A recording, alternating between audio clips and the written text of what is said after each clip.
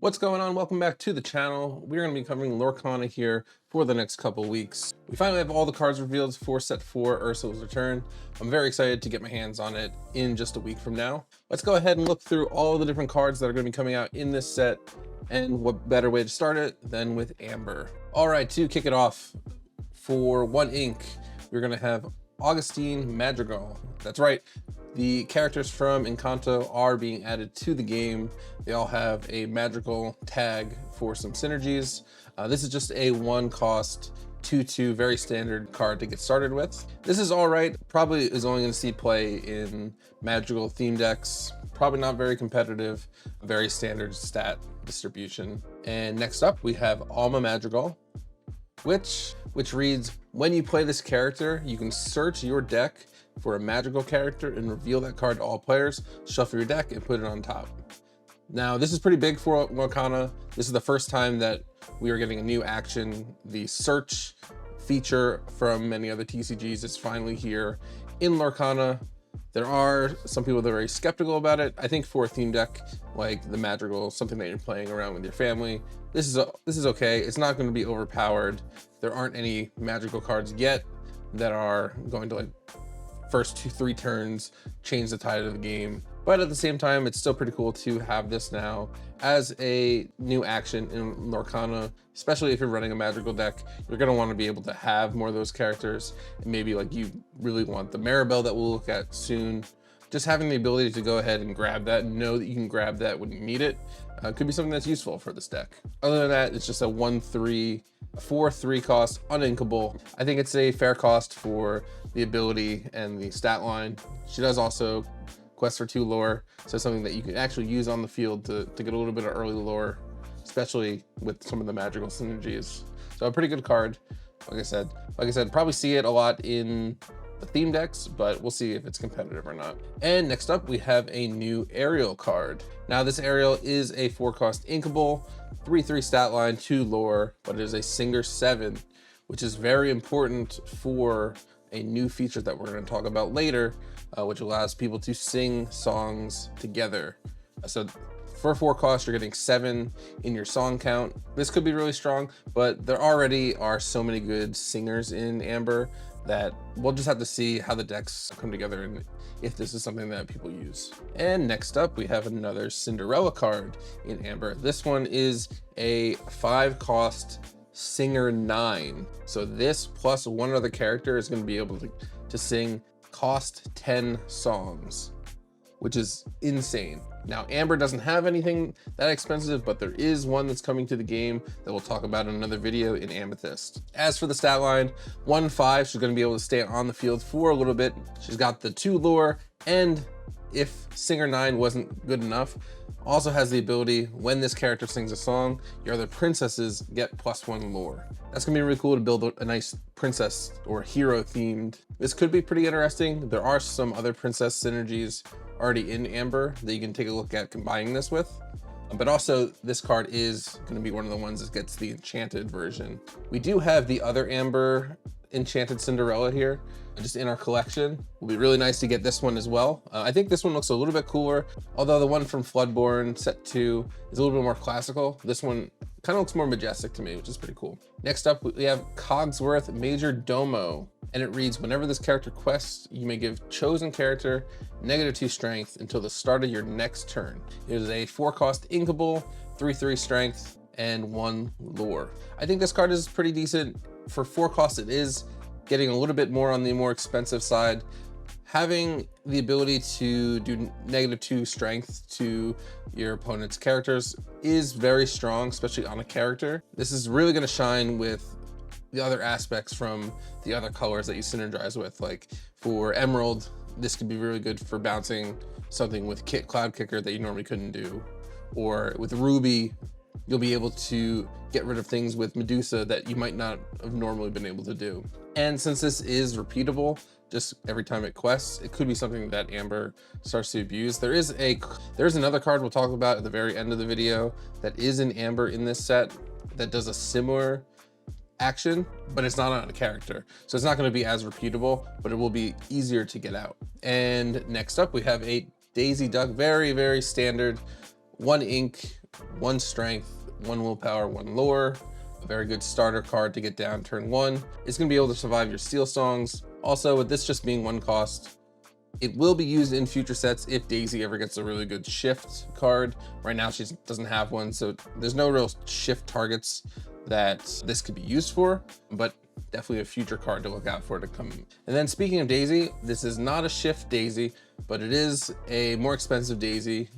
4 cost, inkable, 2 strength, 3 willpower, 1 lore. And when you play this character, the opponent chooses and discards a card. Now, there is a Hades that's coming out in this set that allows you to basically shift any character that shares the same name as the character that you have on the field, more or less, which you technically could use this card in combination with that 1 cost Daisy. Who knows, that could be a way to get this out for cheaper, lets you play 2 cards on turn 4. I think overall it is still a pretty solid card. Pairs really well with the Prince John Emerald side of things. I think on its own might not see too much play, but you never know. We'll see how it goes in the meta. And then following up on that, we've got Donald Duck, Musketeer Soldier, 3 cost, 2 strength, 3 willpower, 1 lore. He's got the bodyguard tag, and wait for me, when you play this character, chosen character gets +1 lore this turn. This is it's the exact same stat line as the 2 cost Simba in Amber. The big difference here is he's giving your other characters on the field +1 lore this turn, and with him coming out in bodyguard exerted, you're going to be able to get just a couple extra lore points that might add up to a win that you might not have gotten. And moving on, we also have another Madrigal. This is Felix Madrigal, the fun-loving family man. No ability, he is a 3 cost inkable, 2 strength, 4 willpower, and 2 lore. This should fit in with some of your aggro options. And like I said, with the Madrigal tag, you're gonna be able to do some combos with this. Probably not a competitive card, but very cool to get the encounter characters here. All right, and then a card that was just revealed, Gaston, Despicable Dealer. He is a uninkable 3 cost, 2 strength, 4 willpower, 1 lore. With the ability, you pay 2 less for the next character you play this turn. Amber has another character that uses this ability, but it's 1 for 1. Now, Pluto in Amber is a 1 cost uninkable with a similar ability, but it only is 1 less. You're paying a little bit more ink to get this card on the field. It will survive a little bit longer and deal damage back to the opponents that attack it. And for that reward, you do get -2 for your next character. I think this is a pretty good card. I mean, you could even, in a perfect world, depending on what your opponent is playing, let's say they're playing Sapphire and they're just ramping, you can play Pluto. Turn 2, you can play Gaston, and then turn 3, if they're both still on the field, you can play a 6 cost card on turn 3, which seems pretty good. Next up, we have Golden Harp, Enchanter of the Land. This is a 1 cost inkable, 1 strength, 4 willpower, 2 lore, but it has a very negative ability. At the end of your turn, if you did not play a song this turn, banish this character. So you will not be able to play this character on turn 1 because it will discard itself. So starting turn 2 on, you get a 1 cost 1/4 as long as you have a song in your hand that you can play. I can see late game if you're doing like a steel song and you always have songs available, you've got your aerials to keep pulling songs into your hand, how this could be useful to snag just a couple extra lore real quick. But knowing our luck, we're gonna get into a scenario where this is the only 1 drop that we pull after our mulligan, and we're not gonna be able to use it, and it's just gonna be ink, or it's gonna sit in our hand and just sit there. I'm not in love with this card. I could be totally wrong. This could be a late game monster to get down, especially if you think about like Rockstar Stitch with this down, as long as you've sung something, because still it's going to get rid of itself if you don't sing a song. Very high risk, very high reward. Interesting card, we'll see. All right, and next up we have Goofy, 4 cost uninkable, 3 strength, 4 willpower, 2 lore, and he has the ability Engorge. Whenever you play a character with bodyguard, you can ready this character. He can't quest for the rest of this turn. Pretty sneaky. If you're playing a bodyguard deck, you could quest him, reset him, attack something, play another bodyguard, attack something else. kind of working like a Amber version of Scar, although he doesn't really have a bunch of strength or willpower to really deal with some of the more dangerous threats. But playing a bodyguard, you're already going to be keeping him safe. Now, one interesting thing though, you don't need to play the bodyguard exerted. You just need to play the bodyguard. So you could quest for two, play a bodyguard in the ready position, and now Goofy's also in the ready position and your opponent can't respond this turn. But this seems like more like just like a stylistic tech than something that's going to be pretty meta. And next up for the Madrigals, we have Julietta Madrigal, the excellent cook. We've got 3 cost Inkable, 1 strength, 4 willpower, 1 lore, and the ability Signature Recipe. When you play this character, you may remove 2 damage from... When you play this character, you may remove up to 2 damage from chosen character. If you remove damage this way, you may draw a card. Now this is like a very budget Rapunzel. Now Rapunzel is 4 cost, and she does have 5 willpower and 2 lore, and you can remove an extra damage and draw an extra card. But with this being just a magical card in the magical starter deck, this is going to be a very cheap option for you to get a very similar effect to Rapunzel. So maybe we start to see the cost of that card come down. I think this card's still pretty good. It does very similar to what a very meta card does right now, and you're gonna be able to get your hands on it for pretty cheap. Next up, we have Max, the loyal sheepdog.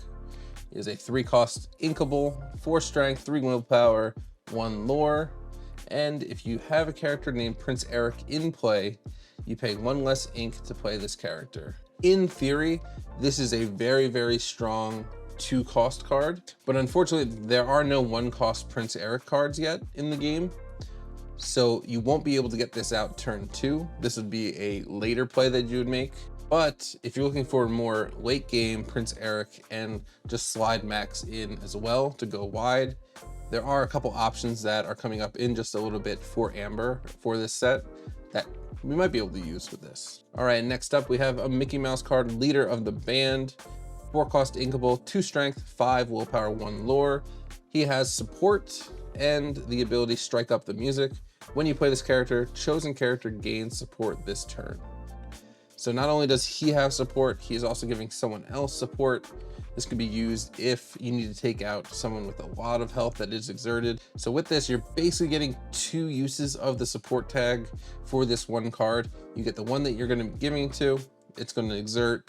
If it gets taken out, it gets taken out. But then your next turn, you'll have support again with this Mickey being able to give another one of your attackers a little bit more extra strength to take something out. Not quite sure how I feel about this card. Support really isn't the most meta thing in the game at the moment.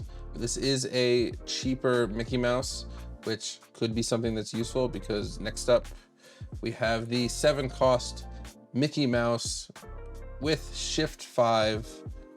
He is a 3 strength, 6 willpower, 2 lore, and he has bodyguard and support. Also to note, with this printing of the card, this is, I believe, the first time we're gonna see the cards not fully explain the keyword text. So bodyguard and support are just on the card. They don't have the long paragraphs.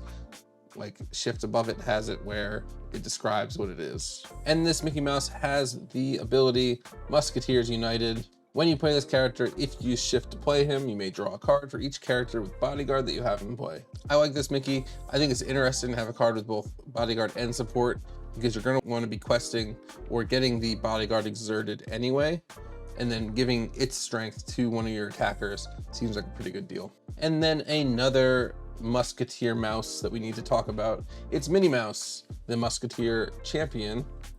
She is a 5 cost uninkable, 1 strength, 5 willpower, and 2 lore with the keyword bodyguard. Minnie Mouse also has the ability Dramatic Entrance. When you play this character, banish chosen opponent character with 5 strength or more. So this card is going to be something that you can play late in the game, getting rid of a Tamatoa, getting rid of a Maui, getting rid of a Maleficent Dragon that's on the field that you can't deal with. And you're also going to be able to play it exerted, which could protect your characters enough with that big threat off the board to seal up a game. I like this card. It has an amazing enchanted version. Very excited to hopefully get at least one of these, maybe 2 into a deck, see how it plays. I think for Amber to have a late game card like this to claw back control from some of those ramp decks seems pretty good. All right, and then finally we have the Maribel Madrigal Gift of the Family card. This is the poster card for one of the starter decks. She is a 5 cost uninkable, 3 strength, 5 willpower, 2 lore. She has support and Saving the Miracle. Whenever this character quests, your other magical characters get +1 lore this turn. So this is one of the characters that's going to be boosting the magical theme decks. You're going to be going wide with your magical characters, giving them +1 lore. And then if you need to attack with something, she also has support. Also coming in the set, there's another Maribel card, the Prophecy Finder, 2 cost, inkable, 2/2 with 1 lore, also has support. If the other Maribel was a shift, I think this card would be a lot more valuable, a lot more sought after, but without having that shift availability, yes, you could use the new Hades to get the more expensive Maribel onto the field, but it's really only 1 or 2 ink cost difference. I don't think that's enough to justify having a 2/2 with just support. We are getting another Pluto card. It is a 5 cost inkable, 4 strength, 5 willpower, 2 lore, with the ability to the rescue. When you play this character, you may remove 3 damage counters from one of your characters. Now I like the theming of this card, Pluto the rescue dog. Other than that though, you're not gaining anything else by healing your character. Like the Rapunzel, you're getting to draw. The card we looked at earlier, you're getting to draw. This one, you're not getting anything but the body on the field with the higher lore count. I don't think this is going to see much play. Typically in Lorcana, you don't want to leave damage on the field anyway, so the amount of times you're going to be able to use the ability is not very high. Maybe if you attack first, you can play this to fully heal up your character, but other than that, I don't see this being used. All right, and then on to, we have a Prince Eric Seafaring Prince, 3 cost inkable, 3/3, 1 lore with a bodyguard tag. This is an okay card. He does have a shift that we will be talking about next, and he technically makes Max, that we looked at earlier, cheaper to play. Other than that, we already have characters that are very similar to this. You'll just need to be thinking about, do I want shift targets? Which version of this 3/3 for 3 with bodyguard works better in my deck? You know, am I using the Hercules 3/3? It all depends on what you're playing. Do you have something you can shift this into? But let's look at the shift target here. Prince Eric Ursula's Groom. He is a shift 4, cost 6 inkable, 5 strength, 5 willpower, 2 lore, with the ability under Vanessa's spell. While you have a character named Ursula in play, this character gains bodyguard and gets +2 willpower. This card is pretty good. Not only did we have a lot of Ursula cards in the last set, this set being Ursula's return, we're getting a lot of Ursula cards as well. So I think it is going to be a lot easier than you think to have this ability active, especially if you pair this with Amethyst with the new Ursulas. If you pair this with the Ursulas from Emerald in the last set, this is something that has the potential to be a pretty strong character. For 4 ink, having a 5/7 with 2 lore is going to be something really good. And next up, we have another Stitch. This Stitch is Alien Dancer. It is a 2 cost inkable, 2/3 with 1 lore. Vanilla, no ability, but you can use him as a shift target for Rockstar Stitch. You can also switch him out via Hades to Surface Stitch. And we're gonna look at an item that is Stitch specific coming up very soon. So pretty cool.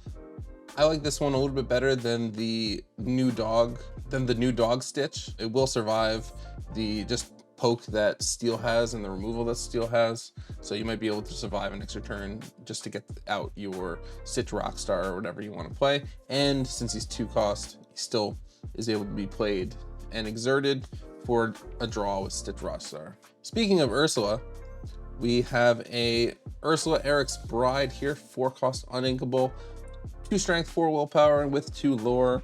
And it has another new mechanic Shift Discard. This is a new mechanic that you don't have to pay ink to get this out. You have to fulfill the flavor text. So this one is Shift Discard a song card, and it has the ability Vanessa's design. Whenever this character requests, chosen character reveals their hand and discards a non-character card of your choice. So this is basically Emerald Ursula, but instead of just when you play it, you can instead, every time this one quests, look at your opponent's hand, see what they've drawn, get rid of those pesky actions or songs or locations. And I think this is pretty good. You don't need to discard a card in order to play this. You can play this on turn 4.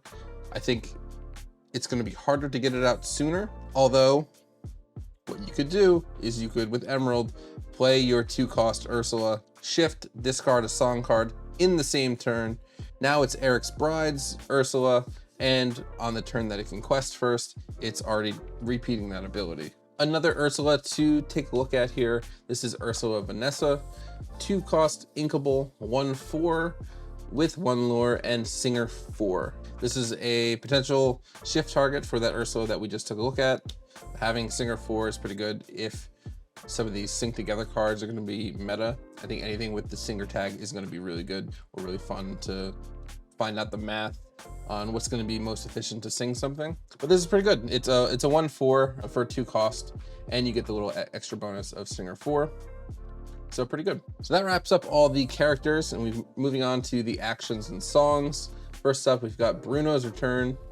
Return a character from your discard to your hand, then remove up to 2 damage from chosen character. It is 2 cost uninkable. This card is fine. I don't think the 2 actions are related, so it's going to be hard to find a situation where you're going to want to use both of them. And then also, if you don't have any characters in your discard, like let's say you've played a Chernobog, you're just not going to be able to use this, and it's going to be stuck in your hand. So interesting. I don't think it gets much play, maybe a one-off, but the 2 abilities are just too different, I think, to be really used. On the other hand, this here is First Aid. It is a 1-cost inkable, and it will remove 1 damage from all of your characters. This is kind of the counter to a Swords that, or a Tinkerbell that pinged everything for damage. I think this is pretty good. Maybe this gets used to combat Steel Song and the kind of spray damage. I think it only doing 1 damage is going to be pretty hit or miss. Like I said before, typically you don't like to leave damage on the field in Lorcana, but I think this is fine. It's a 1-cost card. It's inkable, so if you don't really use it, or if you're playing a matchup that doesn't have spread damage, you can just use this as ink. Pretty cool. We'll see if it gets any use. All right, and then the last action that we have here is Look at This Family from Encanto, and it has a 7-cost Sing Together 7. So this is a new mechanic where any of your characters can exert, as long as they add up to 7 or more, or whatever the cost is more, they can sing this card together. And it says, look at the top 5 cards of your deck. You may reveal up to 2 character cards and put them in your hand. Put the rest at the bottom of your deck in any order. This could be pretty good, especially if you use some of the Singer cards to get to this a bit sooner. Like if you were to play a Cinderella Ballroom Sensation turn 1 that has the Singer 3, and then that Vanessa that's cost 2 but Singer 4, you'd be able to play this turn 3 and then start looking through your deck, pulling out the characters that are going to help you with the situations, getting the actions or the characters that you don't really need at the bottom of the deck. And the fact that it's inkable, you can always get rid of it as ink if you don't see the situation lining up how you like it, or if you already have the cards that you need in hand, you can just ink this. Pretty cool. We'll see if any of these Sing Together cards really take off. I think it's a very interesting mechanic. I love that they're adding these new little twists to existing mechanics. It's very fun every time they have a new set. All right, and now on to the last couple cards here. These are going to be the items and then the locations. So for the items, we've got Miracle Candle. This is from Encanto. It is a 2-cost inkable, and the ability is banish this item if you have 3 or more characters in play, gain 2 lore, and remove up to 2 damage from a chosen location.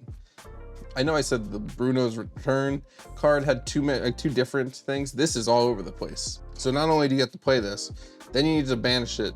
You need 3 characters, so you need to be pretty wide. You get lore, and then you also need to have a location out. You don't need a location out, But to get the full use of this, you also need a location out that has damage on it. I like what they're doing here, but this is too much going on. The amount of times you're gonna have this scenario where you're checking all the boxes for this card and getting the full use of this card, very limited. The other item that's coming in this set for Amber is the Record Player, 2-cost inkable with 2 different abilities. It's got, look at this, whenever you play a song, chosen character gets -2 strength until the start of your next turn. I alluded to this earlier. This is gonna be very strong. This, anytime you play a song, especially in like a steel song deck, you're gonna be able to protect your singers against anything that's not on the board yet. And then the other ability, Hit Parade, your character's name Stitch count as having +1 to cost to sing songs. So your new dogs are gonna be singing cost 2, your Alien Parade are gonna be singing 3. All that +1 is gonna be adding up to your sing togethers. I think this is a fun card. I think the first ability is enough to justify putting this down as a turn 2 item. Having further synergy with Stitch to let you sing even more, turning Stitch into a singer, pretty cool. And then wrapping up here, we've got the locations for Amber. This is Atlantica Concert Hall. It is a 1-cost inkable, 2 to move, 6 willpower with the ability Underwater Acoustics. Characters count as having +2 cost to sing songs here. Now there are ways to move characters to locations for free, both in this set and in the last set, which I think are gonna be needed to get your characters here to start singing. But being able to take your, let's say, Alien Stitch, you've got a Record Player down, he actually sings for 3. Oh, just kidding, he's at Atlantica, he actually sings for 5.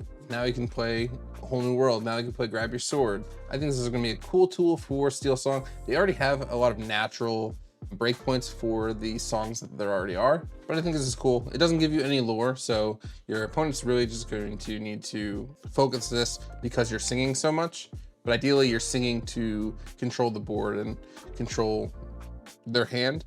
So who knows if they'll even be able to. And then finally, the last card in Amber for this set, it's gonna be the Underworld. It is a 2-cost inkable, move cost is 2, willpower 6. This one's gonna give you a lore with the ability Save a Soul.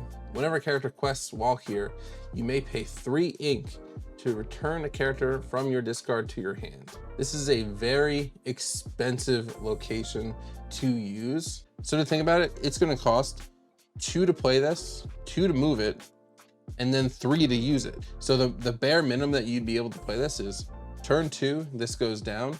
You already have a character on the board. Turn 3, you move that character, or you play a 1 cost and move it here. Turn 4, you can finally quest to get a character from your discard back. Which, I mean, if you're playing against Emerald and you had to discard something really quick, or if you're playing against Steel Song and they Whole New World you because they got the Queen combo to turn to it. But overall, I don't think very good. Amber's really not getting high ink totals to begin with, and we really don't see like an Amber Sapphire deck with high ink. But who knows, maybe there's some synergy here with Hades and whatnot. Hi there, Editor Ryan here. I actually realized I forgot 2 cards when recording this video. The first one here is going to be Lost in the Woods. It reads, all opposing characters get -2 strength until the start of your next turn. This is a 4-cost inkable song in Amber. And then we also have another action here, 3-cost uninkable.